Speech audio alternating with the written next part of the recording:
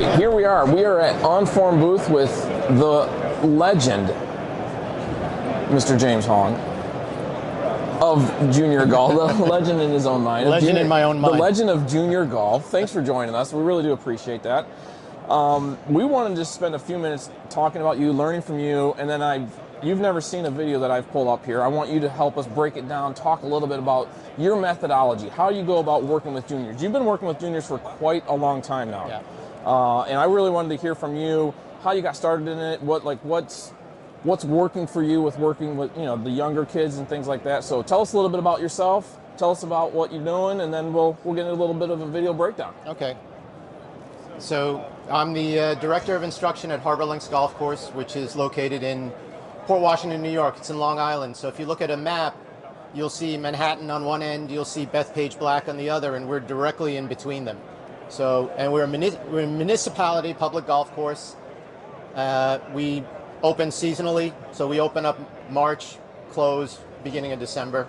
So we're in the middle of the winter right now. And we have a huge junior program. We get as much as about 650, 670 kids coming through our program throughout the year. And we're not talking about only elite juniors, it's everyone. Could be beginners, total beginners, to, yes, advanced juniors. And they range from ages 4, we have classes for 4 to 6 year olds, all the way up to 16, 17-year-old high school students.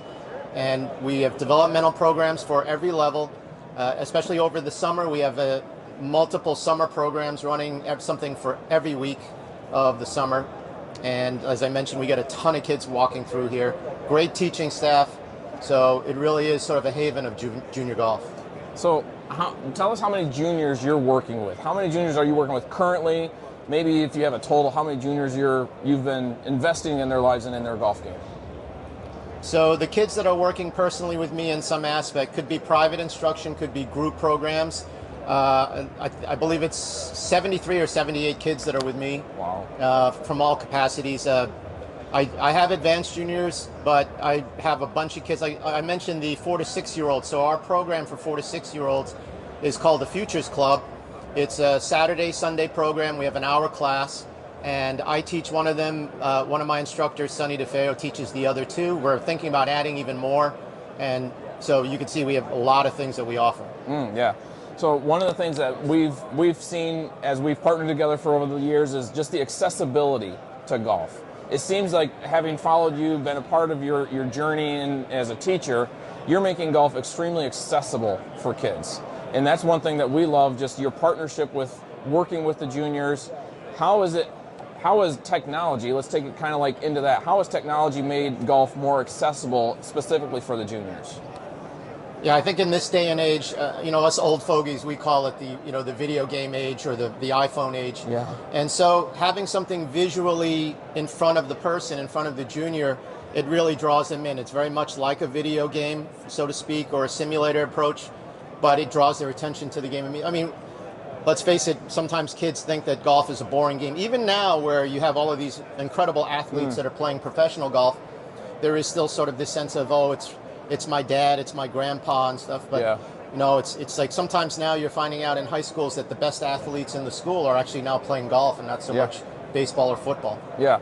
Now when we look at technology, when we look at accessibility, we're always trying to move the needle for what can we help you as a coach with the next level. So you can see here on the screen, we're kind of bringing in some 3D visualization. You said gamification. You said, how do we make this, cool for the kids, if you will? What are your thoughts on this so far? You've seen it a little bit. You've gotten to play with it a little bit. Talk to us about that. I'm going to bring up a student you haven't seen. Right. We're going to get into breaking down that swing, but talk to us a little bit about just the visualization aspect of the technology. Yeah, and I think what happened is, like, we've had video in golf for a while now. So now when they see the second avatar, the 3D avatar, you can almost see the person's eyes, the junior's eyes suddenly immediately go to that. And of course, I will get I know I will. I'll put money on it that I'll get the question. Is that me? Is that really me? Yeah. And I think sometimes what you also get is the people, and it's not just juniors, it's also adults who are very sensitive to seeing themselves on video. Oh my God, look at how much weight I gained. I can't believe I wore that. It's seeing the avatar kind of takes that stigma away from it, right? So all of a sudden they're much more focused on what you're trying to get across to them. So one of the things we wanted to do during this little chat here is I wanted to bring up a junior that I was telling you earlier, I was just hitting some golf balls, and Mom came up and said, "Are you a golf coach?" I said, "Absolutely not. Look at my swing." Right. And she said, "Would you help him?" And this was the very first video I took of this kid. You've never seen it before. I want to play it through a couple times, let you kind of get an idea, and then I would love for you, this is the first thing you see from a junior. What is it that you're looking for? Talk to us about your methodology, things that you would want to change or fix or help brand new to golf. Right? Here you go. So if this young man were standing in front of me and I'm watching him hit balls, one of the things, believe it or not, I'm not paying that much attention to right off the bat is what's the ball flight like? Just because what is this young man judging himself on? He's judging himself on, did I hit a good shot or not? And if he doesn't hit a good shot, he's going to immediately think, oh, this coach is judging me. He's going to think I'm not very good.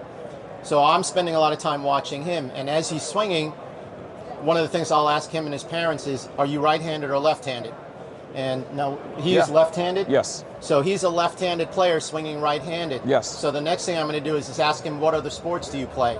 So, and again, this is the first time this really is the first time I'm seeing this video. So if I see this, like, what sports do you play? So let's say he says he plays tennis or he plays baseball or even hockey. I'll ask him, do you play that sport right-handed or left-handed as well? And I do get both answers in this situation. And so what I'll start to do is kind of transfer between the sport that he's playing versus what I see here. So in this particular case, let's assume he's a tennis player. And do you play tennis right-handed or left-handed? And he says, I play it left-handed. So what I see automatically here is a left-handed tennis player's backhand, two-handed backhand. And if that's the case, I'll say, do you play with a two-handed backhand? And if I'm right, he's going to be like, how'd you know? Right? So right away, kind of like getting the fish hooks into them and talking to them about this. And I say, you know what? This looks actually pretty good. And again, being very self-conscious of what they're doing, I'll bring up the fact that, have you seen Rafael Nadal swing? Like, are you not a Nadal fan? Yeah, I am. Have you seen his swing? No. Pull up Rafael Nadal's swing. Like, look at that. And you're like, oh, cool. All right. Have you seen Roger Federer's swing? And seeing the two of them, and now he's starting to kind of gravitate towards, this guy is talking my language, and I like this guy, hopefully.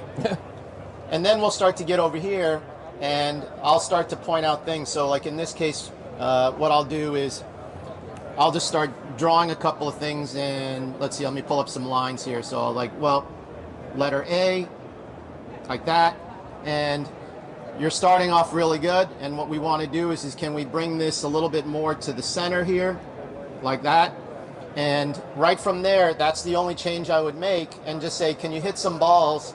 And I will emphasize, I don't care where the ball goes, I don't even care if you swing and miss, I just want you, because it's going to feel weird, so I want you to just get in there, and I'll coach him, I'll say a little bit more, that's it right there, let's make a swing, and have him swing a few.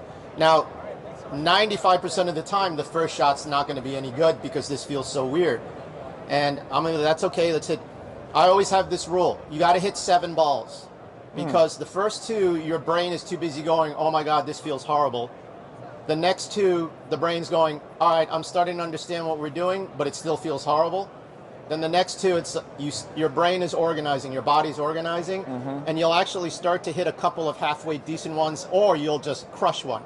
And it'll be like, whoa, all right? And then by the 7th, 8th ball, the brain, the body's starting to connect, going, all right, I see where this is going, let's go. Because what does everyone do? They hit one ball, oh, that didn't work. Now I'm going to try this. Well, that didn't work. Oh, that was worse. Yeah. You got to give yourself a chance to organize. The 7 ball drill, I love that. When you see a simple setup like this, and you talk about this, how often are you showing on the technology to the student? Now, we don't have the 3D out for the student to see, but if I were to turn on like a hand path tracker for the kid, you're clearly not there yet. We're talking about setup. Right. Where do you take the tech and go, okay, here's what we need to really work on? You know, let's say you're now less than 3, 4, 5. He's figured out his first setup posture. Right. So what I would do in this circumstance is I would show him the hand path tracer and what he's doing, and here we can see the classic over the top move. And I might even bring up the tennis again, like, were you good at a little drop shot tennis backhand? Were you good at those things, or were you trying to hit topspin backhands? Yeah. And depending on what he says. So if he says, yeah, I was really good with a drop shot, I would say, well, that's probably what's showing up here in your swing. So what does a two-handed backhand putting topspin on the ball feel like? And I'll videotape it, him not hitting balls, just doing it, and let's see if the hand path changes to over-under, so to speak.